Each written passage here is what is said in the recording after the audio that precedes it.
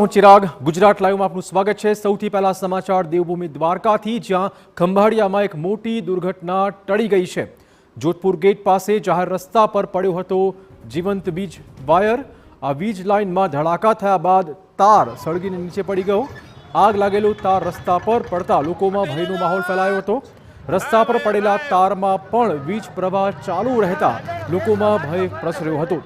પીજીવીસીએલની બેદરકારીના કારણે વારંવાર બને છે વીજ તાર તૂટવાની આ પ્રકારની ઘટનાઓ। તો દ્રશ્યોમાં જોઈ શકાય છે કેવી રીતે લોકોમાં ભયનો માહોલ ફેલાયો। જીવંત વીજ વાયર અચાનક જ તૂટી પડ્યો, શોર્ટ સર્કિટ થયું અને એ જીવંત વાયર નીચે પડ્યો। લોકોમાં ચોક્કસ ભયનો માહોલ ફેલાયો હતો। અવારનવારની આ પ્રકારની બેદરકારી સામે આવી રહી છે। દ્વારકાના ખંભાળિયામાં એક મોટી દુર્ઘટના ટળી ગઈ છે।